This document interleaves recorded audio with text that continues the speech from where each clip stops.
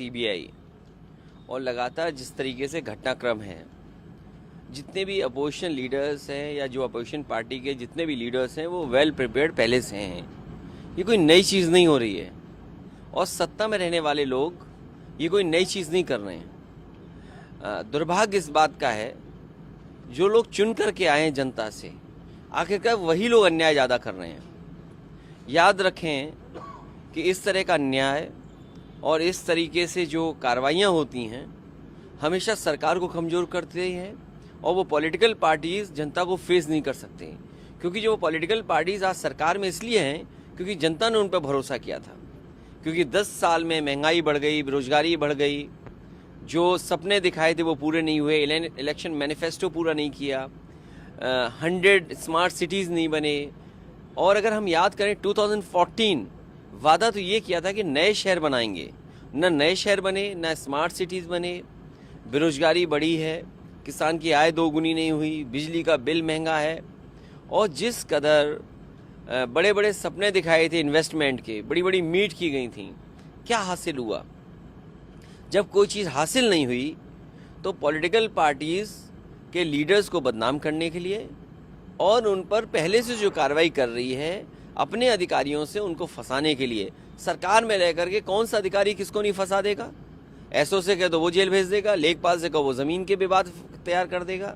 तो सरकार में रह करके ऐसी कार्रवाइयों से सरकार मजबूत नहीं होती है। जब कभी भी जनता के बीच में वोट मांगने जाएंगे तो जनता इनको जवाब देगी। क्या लगता है बीइंग एन अलायंस आप सब साथ हैं, किस तरह से इसको आप लोग विरोध करेंगे और क्या लगता है अभी आप कह रहे हैं देखिए, अभी हमारा विरोध जैसे जिस स्तर पे जहाँ जो पॉलिटिकल पार्टीज हैं सब विरोध कर रहे हैं और जितनी भी अपोजिशन पार्टीज के लोग हैं उन्होंने सब ने कहा ये गलत हुआ है। न केवल विपक्ष के लोग कह रहे हैं लेकिन बीजेपी के अंदर बैठे हुए नेता बोल रहे हैं कि ये गलत हो रहा है, क्योंकि कल उन्हें वोट मांगने जाना है। इन बातों का जवाब कैसे जनता में दिया जाएगा, ये बीजेपी के खुद के नेता इस बात को सोच रहे हैं। एक और सरकार ने उसको कर दिखाया है, जो डेटा था वो सामने आ गया बिहार का, जिसके बाद अब बीजेपी से तमाम तरह के बयानात आ रहे हैं। प्रधानमंत्री राजस्थान में कहते हैं गरीबी सबसे बड़ी सबसे जाती है, इस तरह को काउंटर भी कर रहे हैं। लेकिन क्या लगता है कितना? मैं बधाई देता हूँ बिहार की सरकार को जिन्होंने ये फैसला लिया और कि कम से कम अगर हम इसको सेंसस ना माने तो सर्वे तो माने, और वो सर्वे माने जो हकीकत है ज़मीन पर कि किस जाति के लोग कितने हैं। कम से कम अब सरकार को ये मदद मिलेगी कि किस समाज में योजनाओं से लाभ पहुंचाया जाए और किसकी भागीदारी कितनी हो। आने वाले समय में हमें उम्मीद है कि जनगणना के बाद जो आरक्षण है, जो सुविधाएं हैं, जो मदद है वो बढ़ेगी और आबादी के हिसाब से उनको हक और सम्मान मिले। यही पुरानी मांग है, यही बाबा साहब भीमराव अम्बेडकर जी का संविधान कहता है, यही डॉक्टर राममनोहर लोहिया का संघर्ष रहा, उनका रास्ता रहा, यही नेताजी अपने जीवन भर करते रहे।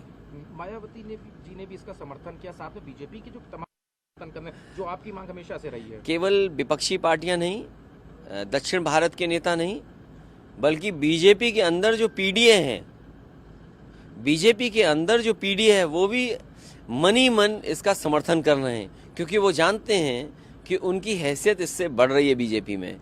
तो बीजेपी के अंदर जो पीडीए के मेंबर्स हैं वो इसका समर्थन कर रहे हैं। ये बात बीजेपी को दिखाई न दे, इसके लिए मैं कुछ नहीं कर सकता। एक आखिरी सवाल है, आज प्रशिक्षण उसमें था, उसमें आप लोगों ने हमेशा से जाति जनगणना के भी मुद्दे रखे, क्या लगता है कितना सक्सेसफुल रहेगा और क्या कुछ और पार्टी इसमें मुद्दे? इसी तरह के शिविर हर जिले में होंगे, अभी काफ़ी जिलों में हो चुके हैं।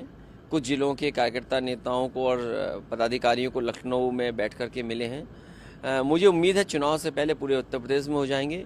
कम से कम ज़मीनी कार्यकर्ता हमारी ये बात समझें कि देश के सामने लोकतंत्र बचाने के लिए कितनी बड़ी लड़ाई है। नमस्कार, मैं हूं मानक गुप्ता। अगर आपको हमारा ये वीडियो पसंद आया हो तो इसे लाइक और शेयर जरूर करें और हाँ, हमें सब्सक्राइब और फॉलो करना ना भूलें ताकि आप देश और दुनिया की कोई खबर मिस ना करें। तो जुड़े रहिए हमारे साथ और देखते रहिए न्यूज़ 24।